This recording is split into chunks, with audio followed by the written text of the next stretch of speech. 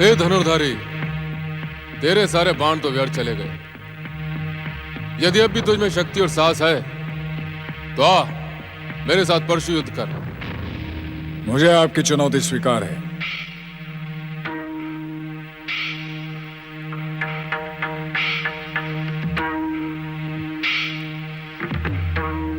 ये ले।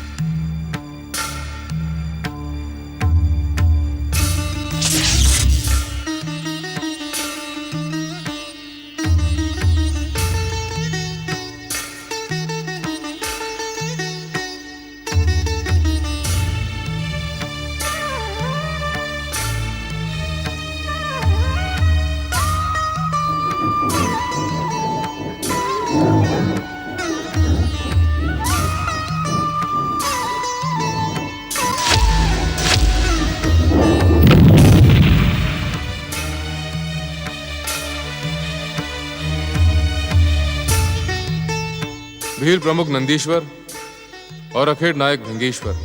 आज्ञा भीलराज। अखेट संपन्न हुआ। हम जंगली शुगर को मारने में सफल हुए। तुम जाओ, हमारे बाण और आखेट को उठा कर ले आओ। जो आज्ञा भीलराज।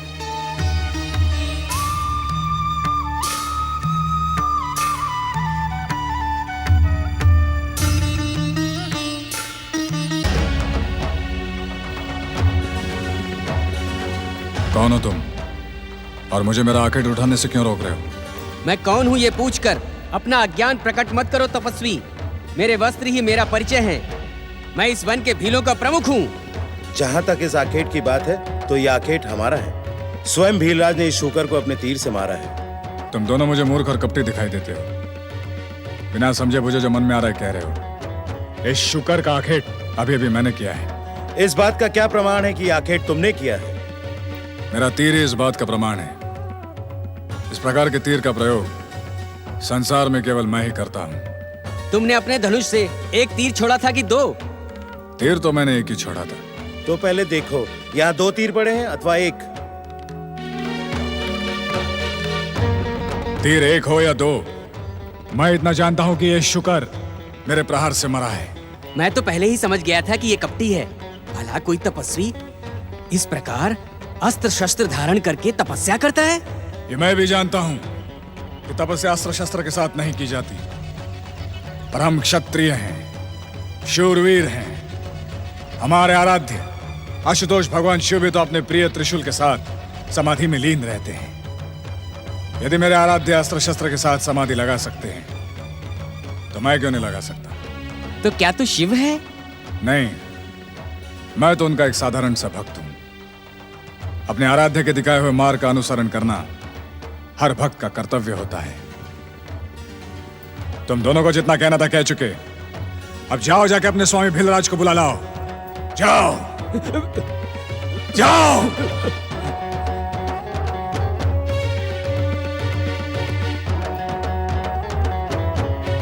भीलराज, ये तपस्वी आपकी आखेट को अपना आखेट कहने की भूल कर रहा है। तपस्वी के साथ साथ ये एक शूरवीर भी दिखाई दे रहा है। यदि ये केवल एक शूरवीर होता तो हम इसे बिना कुछ कहे ही दंडित करते, परंतु ये एक तपस्वी भी है। इसलिए इस पर प्रहार करने से पहले हम इसे सावधान कर देना अपना कर्तव्य समझते हैं। दूत, आज्ञा भीलराज। हम प्रहार के लिए इस पर शस्त्र उठाएं, उससे पहले जाकर इसे सावधान कर दो।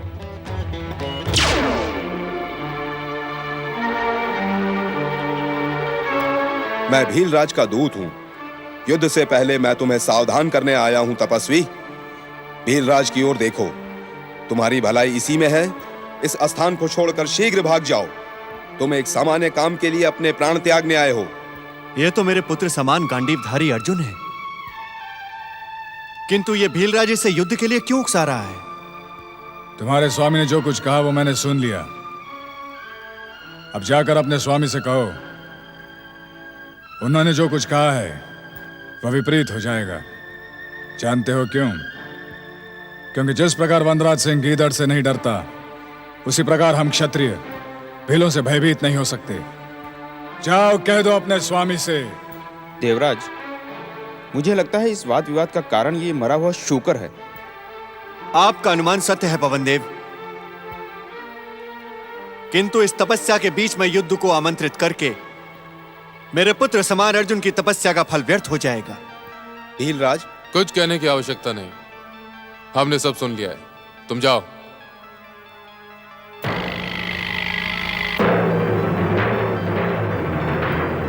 मुझे इस भीलराज को स्वयं जाकर रोकना होगा।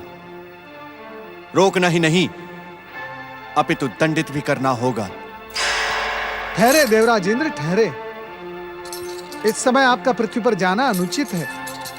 नहीं देवर्षि, इस समय मुझे आपका रोकना अनुचित लग रहा है। मैं एक तपस्वी की सहायता करने जा रहा हूं। हर हर महादेव। देवराज इंद्र, विचार तो बड़ा उत्तम है, परंतु जाने से पूर्व इतना अवश्य देख लें कि आपके पुत्र के समान अर्जुन के साथ युद्ध करने वाला भीलराज उसके साथ द्वंद्व युद्ध करने जा रहा है अथवा अपने साथी भीलों के साथ उस पर आक्रमण। अर्थात ये देवराज इंद्र, यदि अर्जुन और भीलराज के मध्य द्वंद्व युद्ध होने जा रहा है तो आपके हस्तक्षेप का कोई स्थान नहीं रहता। जब दो व्यक्तियों के बीच द्वंद्व युद्ध लड़ा जा रहा हो तो तीसरे व्यक्ति की उपस्थिति स्वीकृत नहीं होती।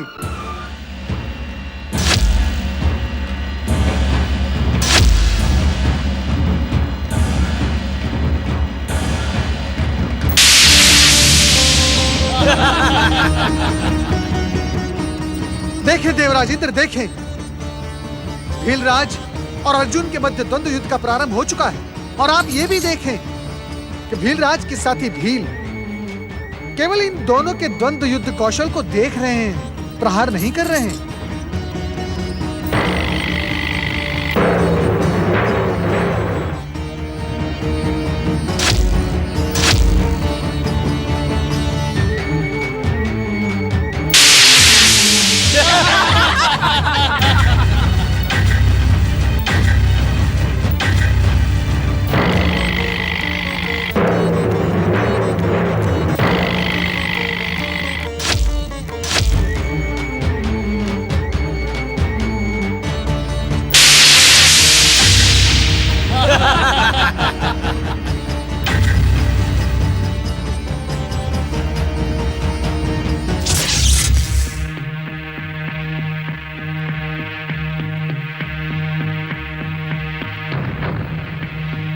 ए धनुर्धारी, तेरे सारे बाण तो व्यर्थ चले गए।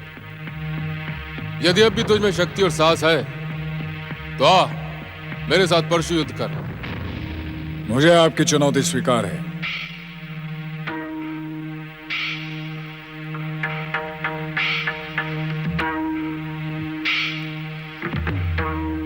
ये ले।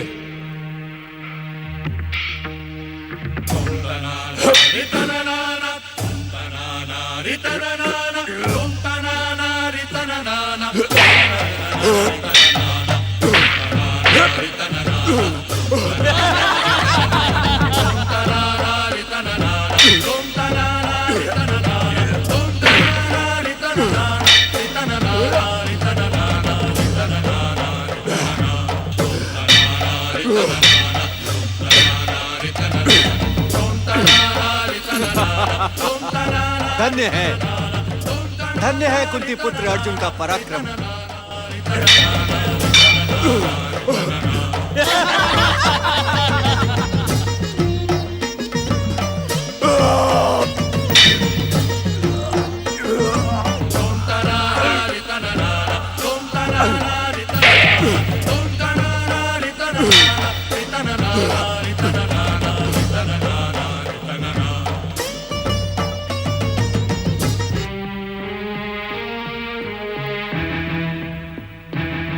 हे आशुतोष भगवान शिव, आपके भक्त की लाज अब आपके हाथों में है। मैं आपका स्मरण करके और आपका नाम लेकर इस भील पर अपना अंतिम प्रहार करने जा रहा हूं। यदि विजय हुआ तो सदाशिव चरणों में निष्ठा बनाए रखूंगा, और यदि पराजित हुआ तो हर जन्म में यह सोचते हुए पावन जी भक्ति की मांग करूंगा कि संभवतः इस जन्म में मुझसे कोई चूक हो गई होगी। ओम नमः शिवाय।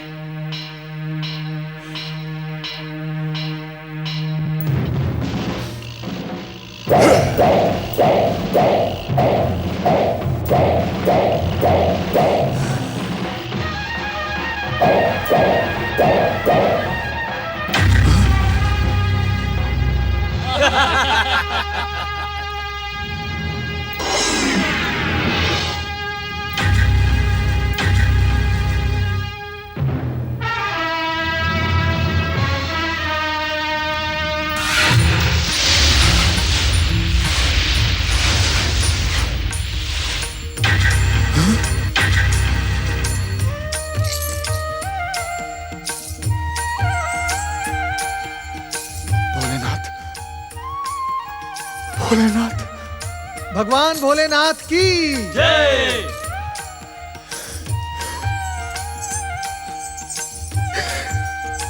ये मैंने क्या कर दिया? मैं अपने आराध्य को पहचान न सका। अपने आराध्य पर प्रहार करके मैंने घोर पाप किया है। हे आशुतोष, मैं आपका अपराधी हूं। धिक्कार है मुझे, धिक्कार है। उठो वत्स, दुखी न हो वत्स।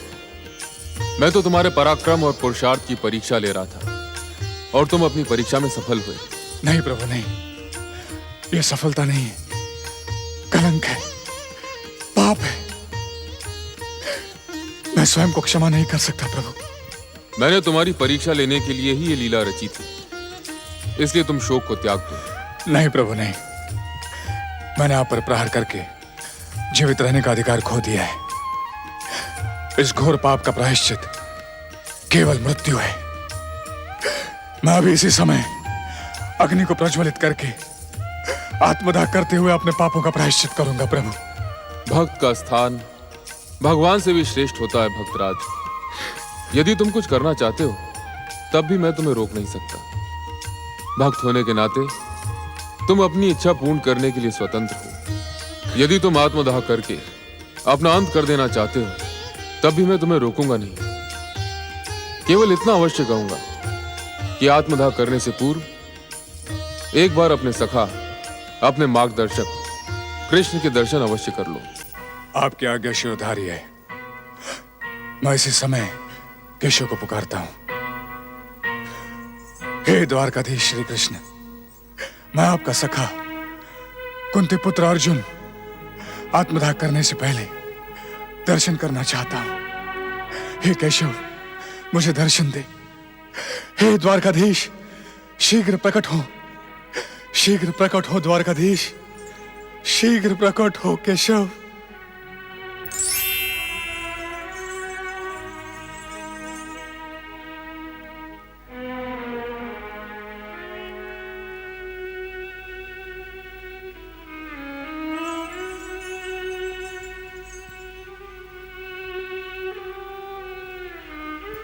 पार्थ, किन विचारों में खोए हो? तुम्हारा निर्णय उचित है। आराध्य पर प्रहार करके तुम्हें जीवित रहने का कोई अधिकार नहीं। पार्थ, वीरों के समान इस चिता में प्रवेश करके अपने पापों का प्रायश्चित करो।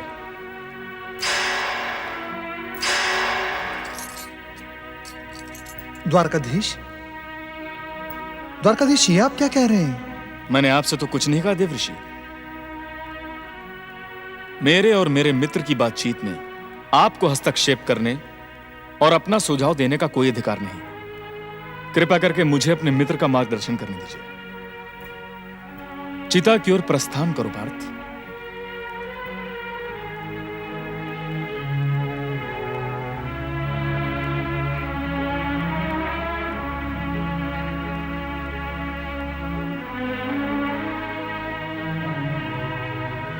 मैं कुंती पुत्र अर्जुन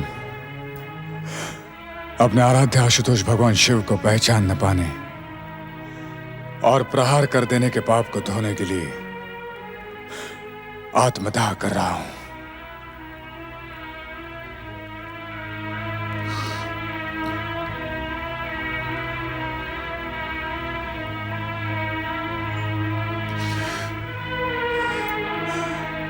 अग्नि प्रकट हो। ठहरो पार्थ। यदि तुम अपनी भूल के कारण अपने पापों का प्रायश्चित करने के लिए अपने प्राण त्याग देना चाहते हो तो मेरे पास एक ऐसा उपाय है जिससे बिना प्राण दिए हुए भी तुम प्राण त्याग के समान अपने पापों का प्रायश्चित कर सकते हो।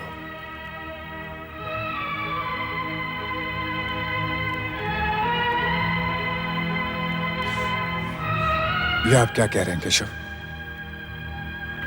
मृत्यु का कोई दूसरा रूप नहीं हो सकता? हो सकता है पार्थ, क्योंकि मैं जो उपाय बताने जा रहा हूं वो वेद और पुराणों द्वारा भी स्वीकृत है।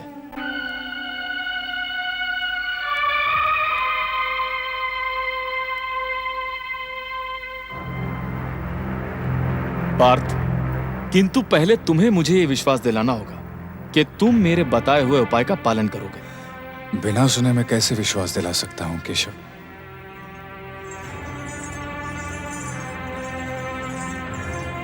पार्थ, केशव तुम्हारे मित्र, तुम्हारे सखा हैं, और सच्चा मित्र संकट के समय साथ देता है। केशव इस समय तुम्हें जो भी उपाय बताएंगे वो तुम्हारे लिए, तुम्हारे कुल परिवार के लिए एवं समस्त पृथ्वी लोक के लिए कल्याणकारी होगा। इसलिए केशव को वचन दो। मैं आपको वचन देता हूं केशव, आप जो उपाय बताएंगे वो मुझे स्वीकार है। हे गांडीवधारी अर्जुन, अब आत्महत्या के स्थान पर तुम आत्म प्रशंसा करो। आत्म प्रशंसा? यह आप क्या कह रहे हैं केशव? नारायण नारायण, आप धन्य है द्वारकाधीश, आप धन्य हैं, और धन्य है आपकी चतुराई। कुंती पुत्र अर्जुन, द्वारकाधीश का कथन नीति सम्मत और सर्वार्थ उचित है। अपने ही मुंह से की गई अपनी ही प्रशंसा अभिमान को प्रकट करने और स्वयं की ही मृत्यु के समान है। अपने मुंह से अपनी प्रशंसा करके तुम इस पाप के कलंक को धोते हुए प्रायश्चित कर सकते हो। अब सोच विचार ना करो मित्र, इसी चिता पर खड़े रहकर अपनी आत्म प्रशंसा करके अपने पापों का प्रायश्चित करो।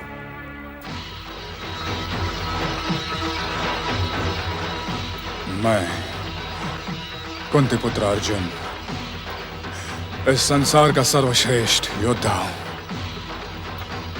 मेरे गांडियों से निकला तीर संसार के किसी भी वीर के प्राण को हरने में सक्षम है। अब तक न तो मेरे समान धनुर्धर जन्मा है और न ही भविष्य में जन्मेगा। मैं सर्वश्रेष्ठ हूं, अजय हूं। संसार में मेरी किसी से समानता नहीं हो सकती। मैं चाहूं तो अपने एक ही प्रहार से सातों समुद्रों को सोख डालूं, चाहूं तो आकाश में छेद कर दूं, पर्वतों का सीना चीर दूं। मैं सर्वश्रेष्ठ हूं, सर्वश्रेष्ठ,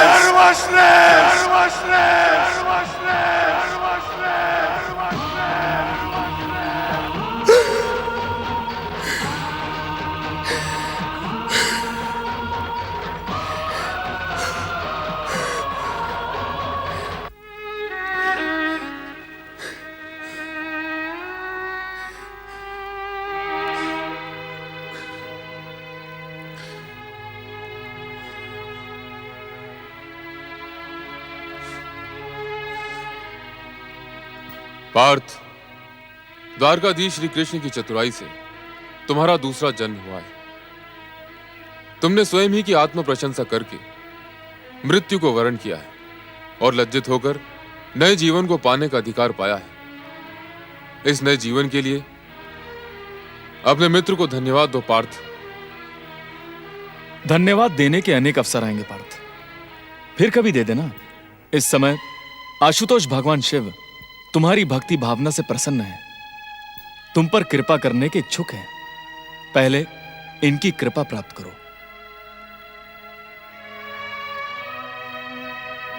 कुंती पुत्र अर्जुन, तुमने जिस मनोकामना से पंचाक्षरी मंत्र से हमारी आराधना की है, हम उसे भली भांति जानते हैं। हम तुम्हारे और तुम्हारे परिवार के दुखों का विनाश करने का वरदान भी देते हैं। हम तुम्हारी वीरता से भी प्रभावित हुए हैं, इसी कारण हम तुम्हें अपना पाशुपत अस्त्र प्रदान करते हैं।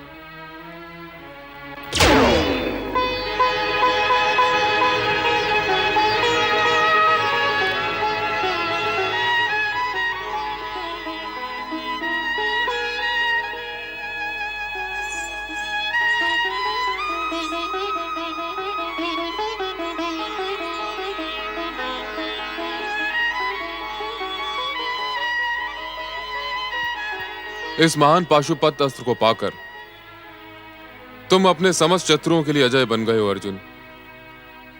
यदि तुम्हारी कोई और इच्छा शेष रह गई हो तो हमसे कहो, हम उसे अवश्य पूर्ण करेंगे। प्रभु, मैं आपकी कृपा के योग्य नहीं।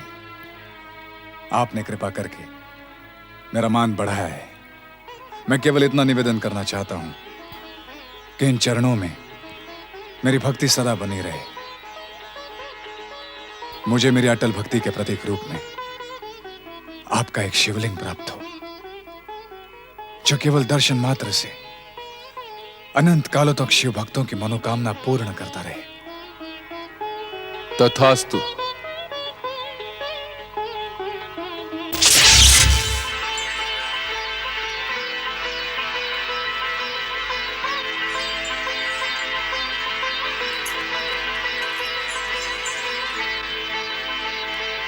ये लो वत्स,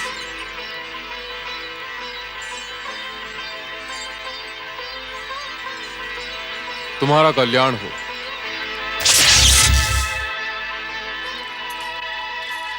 कुंती पुत्र अर्जुन, भगवान भोलेनाथ द्वारा प्रदान किए गए इस अद्भुत शिवलिंग को उसी स्थान पर स्थापित करो जहां भगवान शिव प्रकट हुए थे। आए अर्जुन।